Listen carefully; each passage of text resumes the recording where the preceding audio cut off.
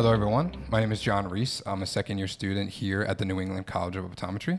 Welcome to the premiere episode of IQ. It's a brand new podcast that seeks to answer your questions that we often hear from prospective optometry students.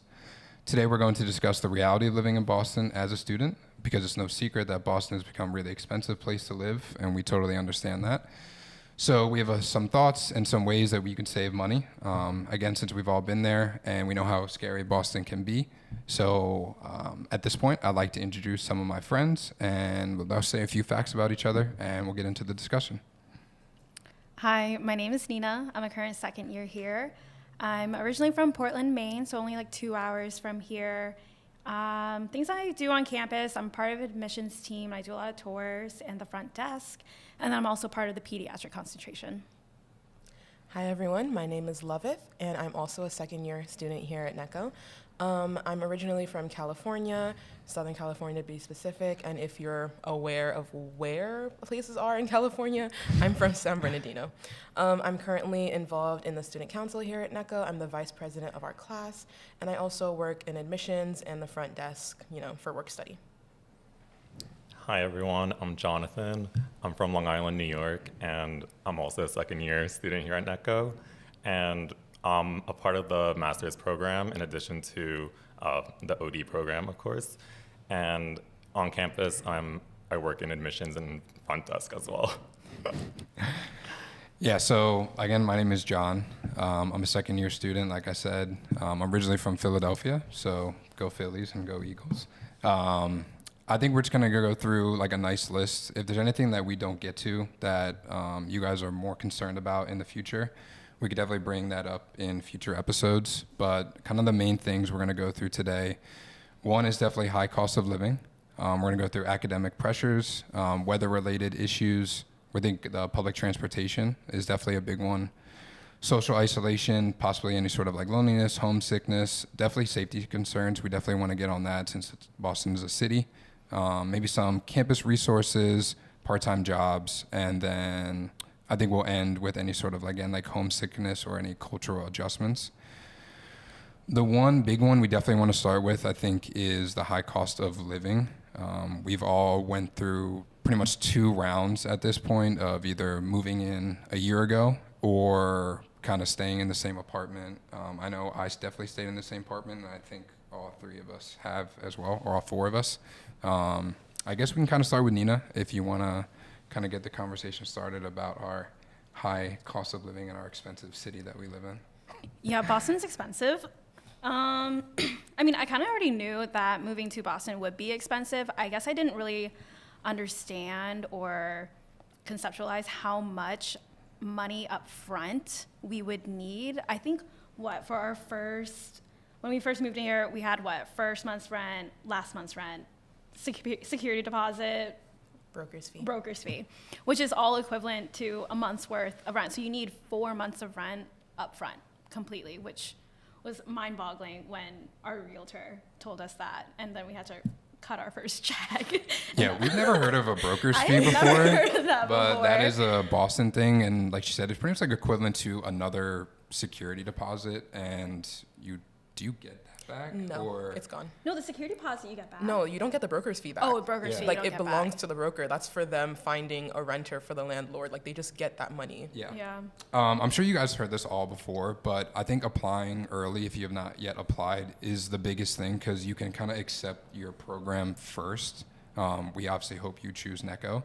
But I actually took a gap year, or a few gap years. I was originally supposed to apply in 2020, but I took a little bit of time off with COVID and things like that.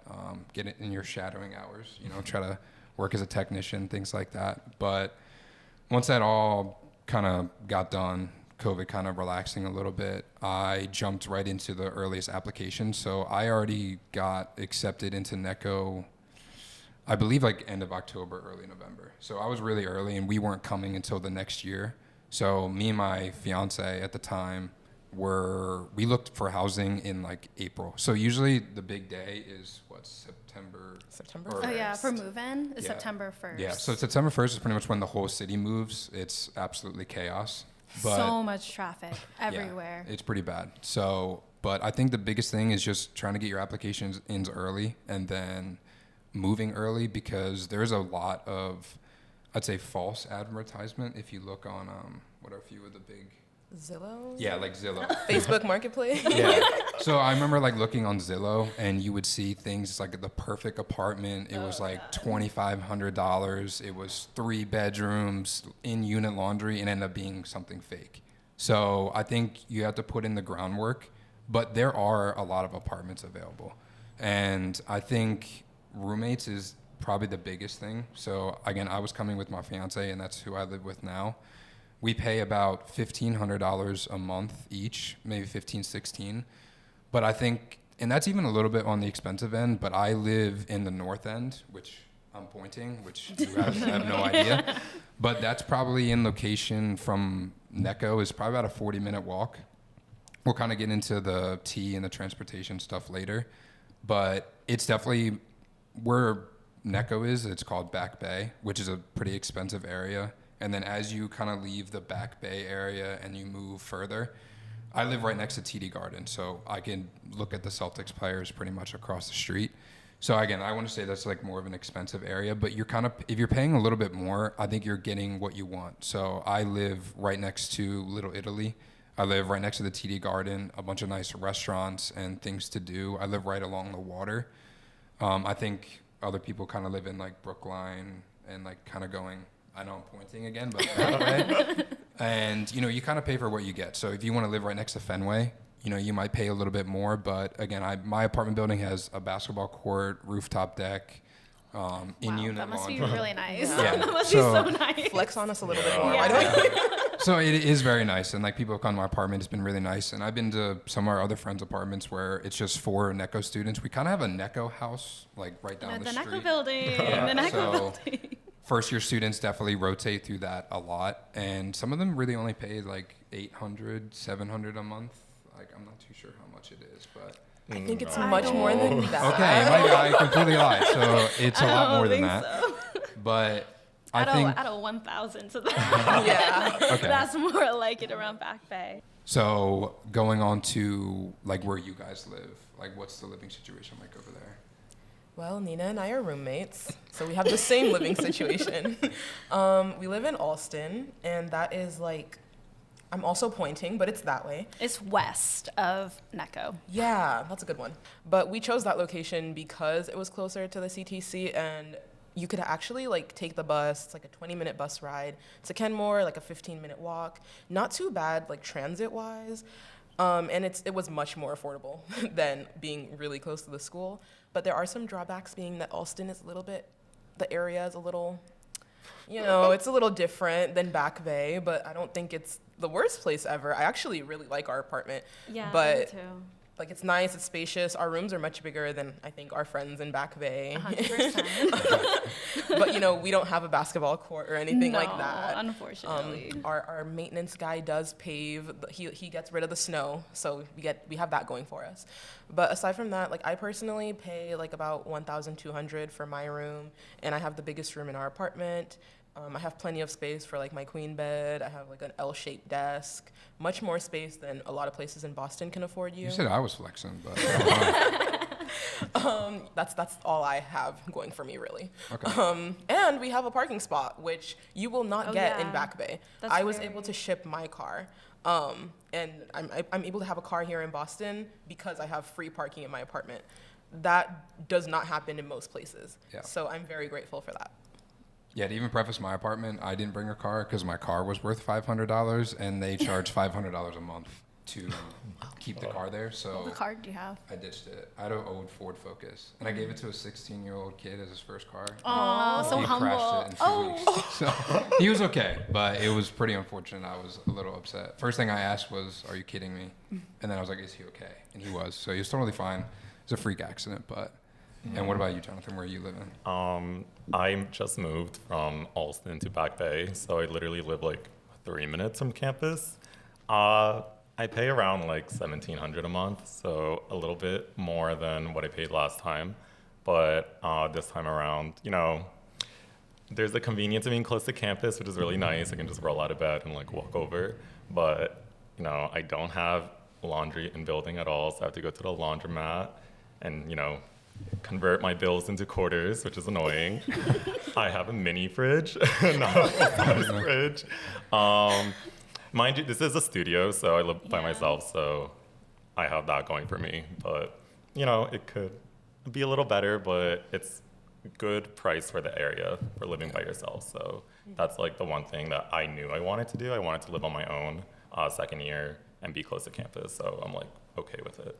Yeah. I mean, I think if you find the right situation, I think anyone can, like, if cost is definitely an issue, I think, you kind of have to get into roommates. If you're going to move to any big city and you want to live in a studio, I think you can understand that you're probably going to pay a little bit more than you normally have. But I haven't met second year, third year, fourth year. I haven't really talked too much to the first years yet, but I'm actually really curious, like, how their move-in situation went. But I wasn't like deterred away from Boston because of, like, I knew I wanted to come here because of all the great things that the city offered, other than just like more expensive price. And even going into some things like groceries and the cost of living, I mean, it is expensive for like a cup of coffee. Like you go outside, like It's like $6-7. yeah, but especially if you get the extra good stuff on it, like your pumpkin spice cold brew is gonna be $8 probably at the Starbucks Can I around just here. say, like, as a Californian, because when I was moving to Boston, everyone said, oh, Boston's expensive, Boston's expensive. I was like, I'm from California. Like, don't talk to me about things being expensive. And then I got here, and I was like, oh, Yeah. I didn't realize you guys got down like that. Like, it's as simple as, like, all you can eat Korean barbecue is so hard to find here, and that's such a first world problem, I know. But in California, there's literally one on like every block, and I'm very confused as to how, like, the food here is so good, but it's so much more expensive, and I feel like the portions are smaller than I'm used to. But we've adjusted, we've gotten used to it, but something to consider. Yeah, so after we got admitted, we got right into a Facebook group for our whole class, and that's kind of how everyone was reaching out. I was kind of off limits because my fiance didn't want a roommate. But Really? She yeah, didn't want one? unfortunately. But that was a really good opportunity for us to find roommates for everyone. So did you guys have experience with the finding roommates? I assume that's how you guys. Yeah. That is exactly how we met. No, so NECO admissions, they'll invite you to this like Facebook group chat, and then they put in this spreadsheet, and it says like your name, the area that you want to live in, what's your max price for like monthly rent and everything. Are you a clean person? Do you want roommates? Some specifications that you want in your own apartment. Some people want their own bathrooms. They want a living space. So it was like a very detailed Excel sheet that you can fill in as much or as little as you want, and you don't even have to go on it if you really don't want to. But that's how I was reached out by Loveth and our other roommate, Naomi. So they reached out to me by, like Instagram? I don't know. I don't remember. I don't either. But they reached out to me, and then we kind of got to know each other via text and DMs, and then lots of FaceTimes, and that's how I met my lovely roommates.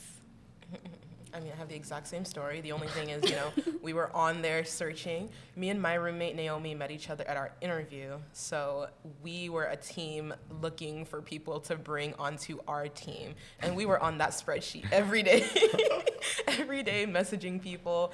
And I mean, I think it's fun because I got to know so many people in our class through that spreadsheet. Like, even once I found my roommates, I would still check it periodically just to see who are the new people getting in. Like, ooh, who can I follow? I was stalking, yes. I was stalking everybody.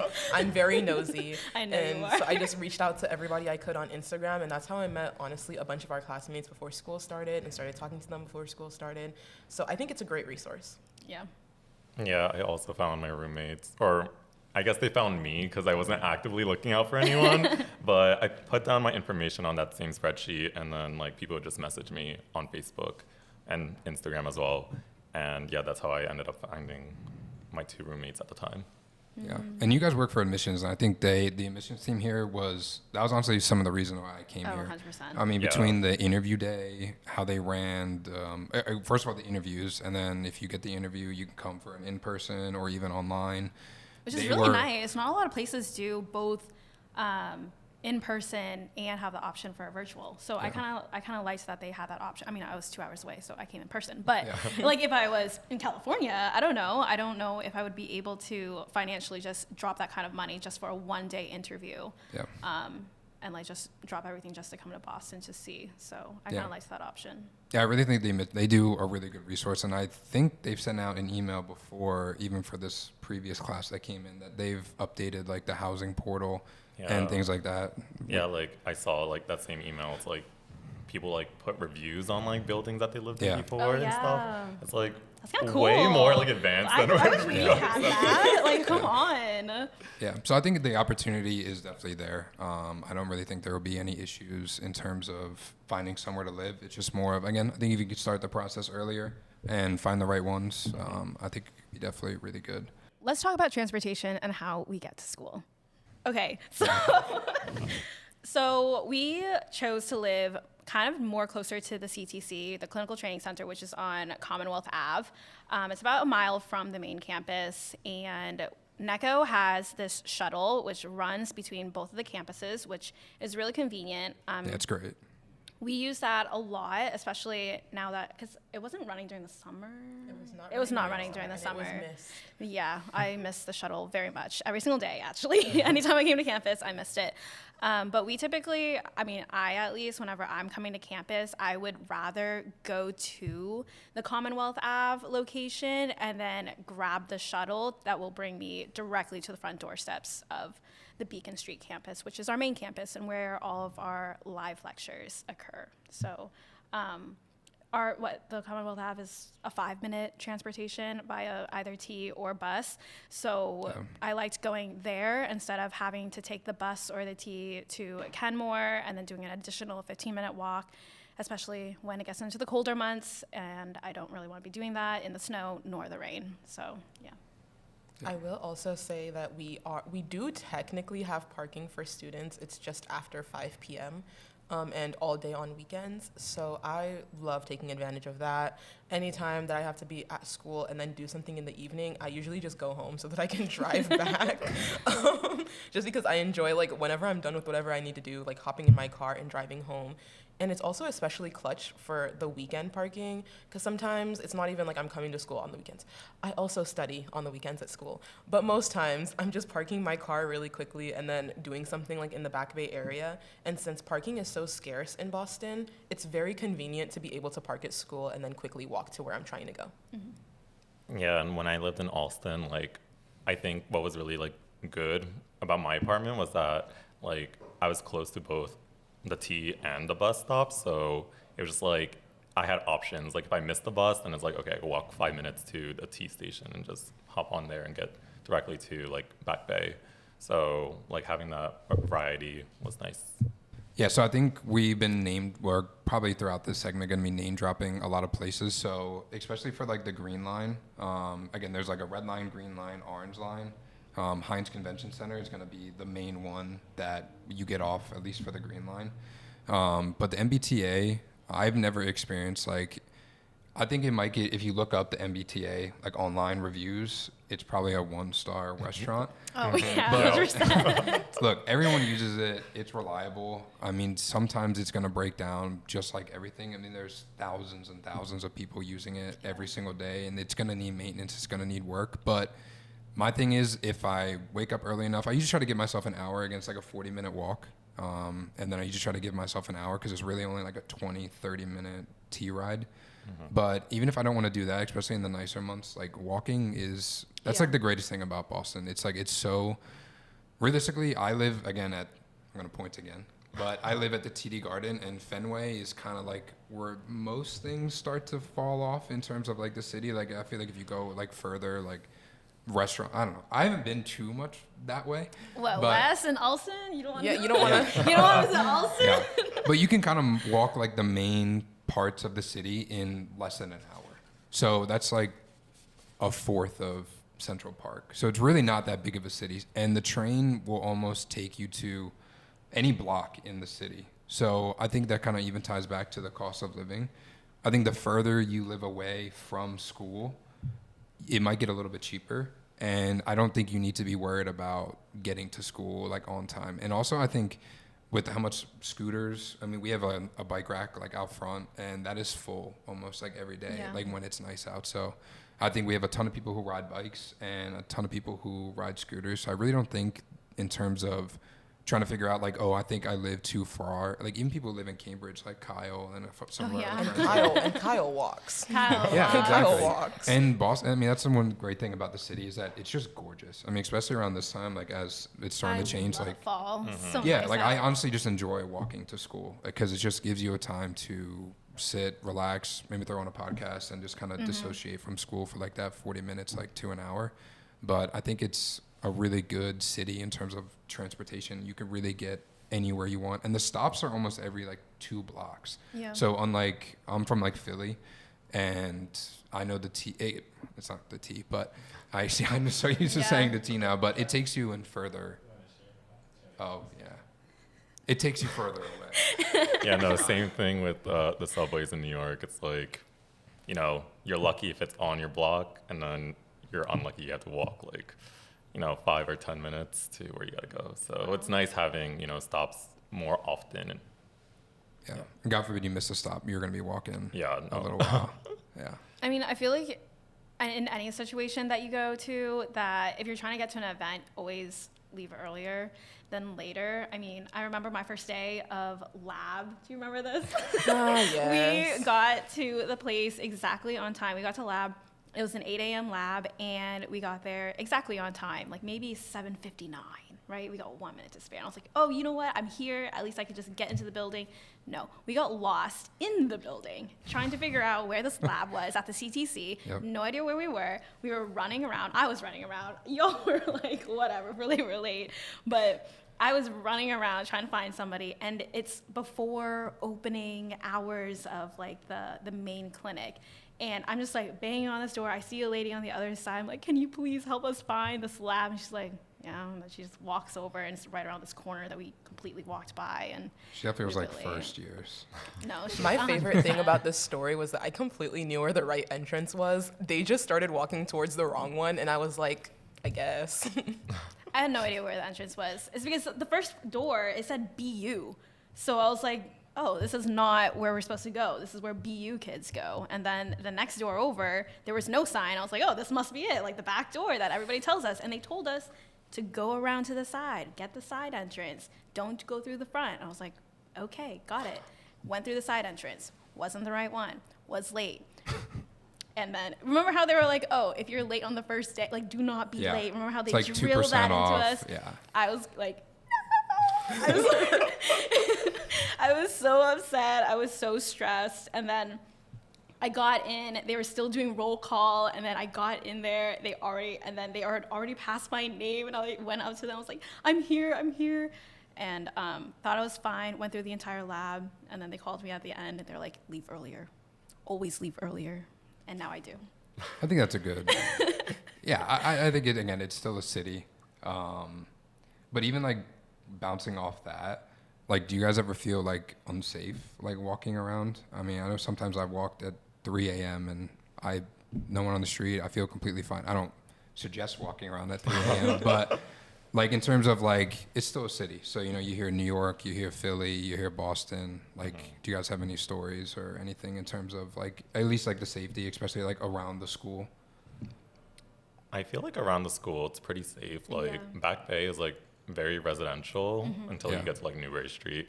But like, like walking around here, it's like pretty calm and well lit. And I think that's just like Boston overall, just because of how like student heavy it is. Like Yeah. with all the universities, like there's no one like sketchy, I guess. Like Yeah. at least that's from my experience. Like I know like as a guy, like it's kind of different for us. So Yeah. I don't know if you guys have any other inputs. I mean, I've like walked from school to Kenmore at like 10, like when school closes during like the midterm weeks and it closes a little later.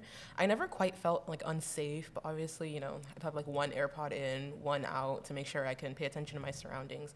If you have like basic survival skills and like instincts, I guess, I'm not sure that there's anything to be concerned about like within the general vicinity of the school. Now, if you live in Alston, I'm not saying like Alston is like some scary place or anything like that, but Alston is just a little bit more, I feel like, urban. Like the city is really citying. There are rats, is what I'm trying to say.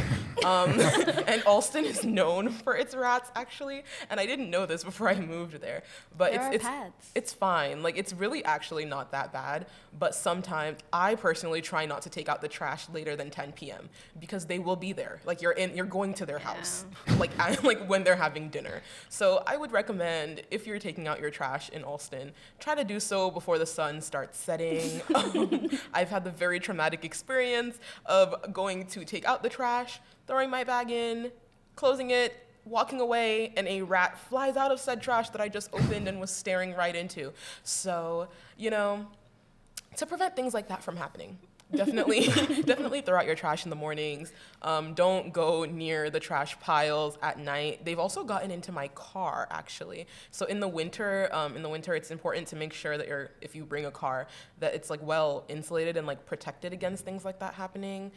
So, in my opinion, the main threats at night are in fact the rodents. Yeah, so not really in terms of like Yeah. bad safety and violence. It's more of rats. Yeah. I've been pretty lucky. I think I've only really seen 4 or 5, but I don't know.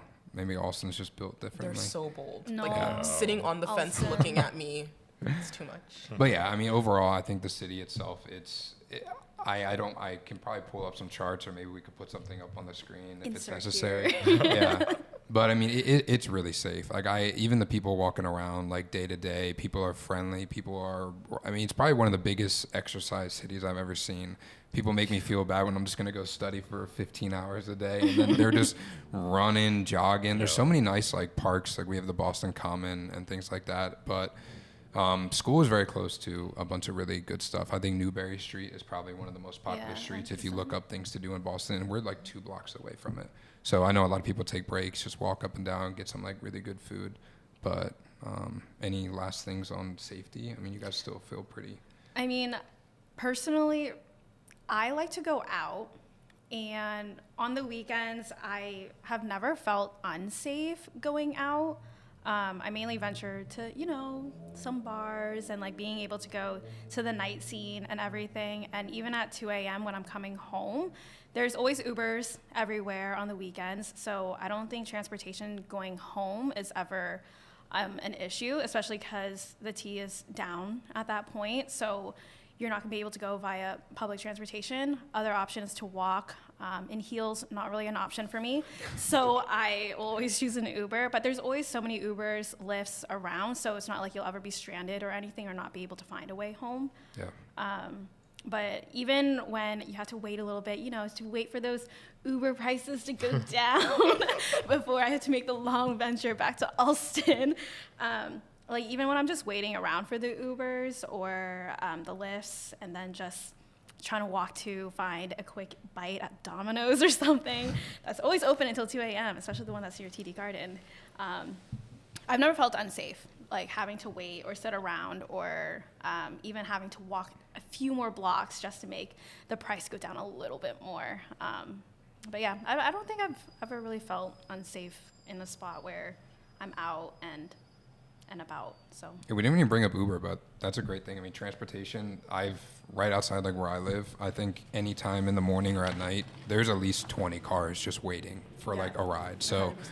if you're having first day lab issues, Uber is always there. So, all right, well, looking at like some things we have left, the biggest thing is maybe just weather related things. I think Boston might get a bad rep in terms of Boston winters, but in our year of being here, I feel like we got pretty lucky last year.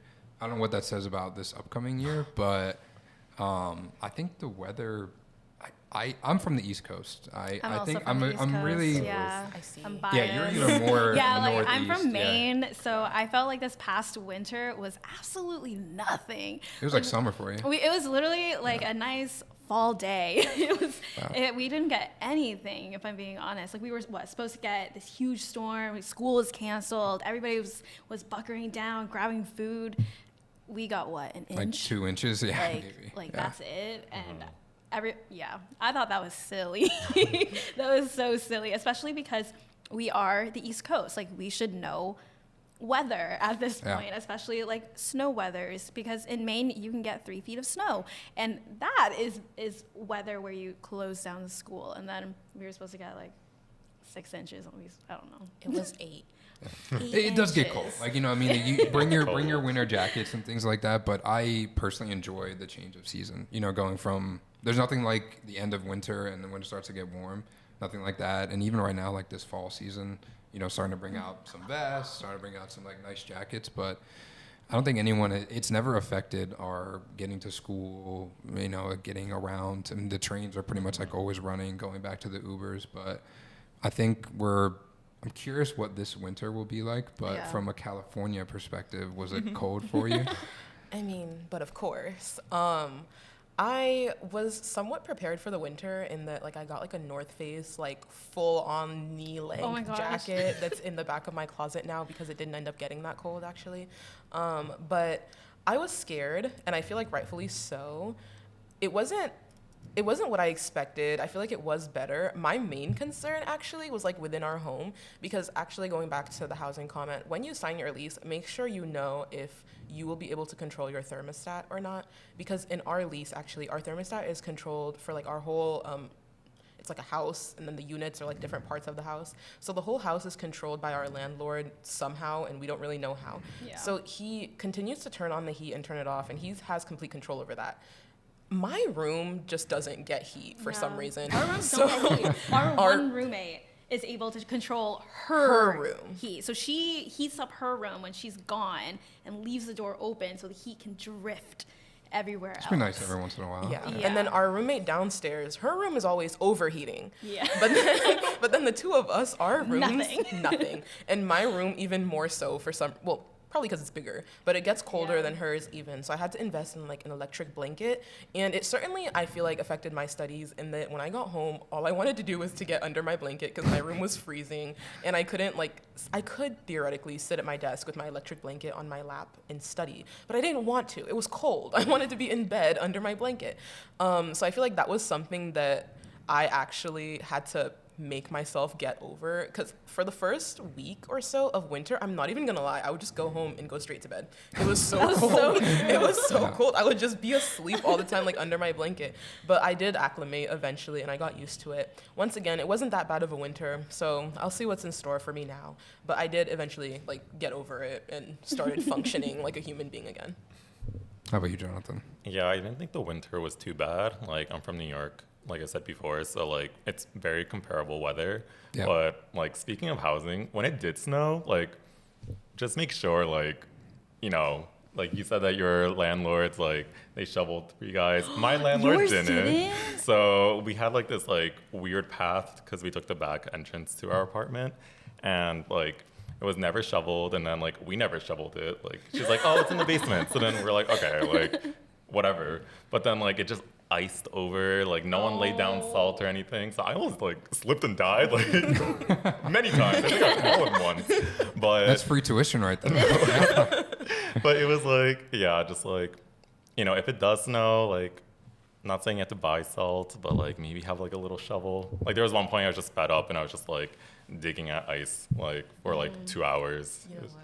Yeah. I will say there was a day that my door, like the car doors, Oh. they froze. We were trying to go grocery shopping, and the car wouldn't open because Yeah. the locks like shut or like froze over or something, and we couldn't open the car door, and that was silly. So that's something that apparently does happen here. I'm not actually sure what you even do about that. We just kind I of know what waited, to and then do. the next day it was Yeah, fine. the main girl, But- she So, definitely knows. Yeah. This is when, if you do decide to bring a car, my biggest suggestion is to invest in the remote control starter. Because if you're able to do the remote control start, you can start heating your car from inside, and then by the time you get to your car, it should be completely thawed out. Give it about like 15 minutes, because in Maine at least, all of your cars will be completely frozen shut all the time. So if you don't have a remote control, like push start or whatever, if you come out of class, like I remember coming out of high school and I'm trying to start my car because I had my 2002 Toyota Camry and it didn't have a remote It's a good control. car. You know, you It can't was a solid complain, car. yeah. It lasted me all the way. But it didn't have the push remote, and all my friends had it, so they would always start it about 10 minutes before classes ended, and they'd be able to come out, their cars were completely thawed out, they'd be able to get in and drive away. My sister and I would be like trying to put out heat towards it. So yeah, I think you should invest in a remote control start, so then you're, you know, once you get there, it's nice and toasty. It's thawed It's first world out. problems right there. I We're grinding know, out here. but like you can't. Okay, if you want to go the old school method, I Yeah. mean that's on you. But I'm just saying that if I was able to bring down a car and I needed to invest in something, that would be my number one, because I need to be able to get into my car and leave. What we're trying to say is we want everyone from California to come here. We're tired. No one has a good story when you live from the Northeast. So especially like Northeast, New York, Philly, it's kind of all the same weather. We've Yeah. experienced it Yeah. before. It's kinda But the if you same. get further down into the Carolinas, Georgia, stuff like that, I mean, it's, especially from Florida, I know there's like other schools out there. You know what I mean? Like if weather is something that, it gets cold. So, It gets you know, cold. don't come here thinking that it's going to be 50 degrees in January. So, you know, it's something to think about. But in overall, it's just get a nice North Face and you'll be completely fine. Good Look a little different. LL Bean boots. Yeah, I'll definitely a nice Well, set of Maine, boots. some Yeah. LL That's Bean one boots, thing. yeah. Get rain boots or something, Yeah. because you know Boston doesn't mess around with the rain. Like, I literally It had my whips. socks soaked. It's so It whips around here. And I don't know. It's because it's all the buildings, so all the rain and the wind, it just whoosh, whoosh. Yeah, the rain and the everywhere. darkness, I think it was like the biggest thing. I swear it gets like, especially around this time, it really gets dark around like 4 o'clock, I swear. So, Looking I know- outside of the Looking window. outside, I was like, wait, what time is it right now? It It's gets pretty, 6. but that's something that you kind of experience like coming into the Yeah. winter months. But all in all, I think we're going to kind of start wrapping things up here. I kind of hope we hit like the big things that people will kind of be concerned about. I know those are definitely things that we were thinking about when we Yeah. were applying, but overall, I mean, Boston is just so much fun. It's like one of the best places like outside of school. I mean, I think that's the reason I also really chose to Yeah, come me here, too. because I wanted that opportunity to be exposed to everything that Boston offers while living in the city. I mean, NECO is really in the neck of the city. They don't promote it like you're living elsewhere, like you were in dead center. Maybe we'll put up another nice map. You're really around everything. And I think it's pretty special because, you know, you really get the opportunity to do some other stuff when you're not studying, Yeah. which you will be studying most of the time. But, you know, when you do have some free time, it will be. We have a nice 3-day weekend this weekend. So Yes, Yes, we we do. do. yeah, maybe we'll get a little President's something Day. going on. But overall, I hope you guys enjoyed our first episode. We do have a website and an email. The email will be necopodcast@neco.org, I believe. And same thing with the website. It will be necopodcast.org.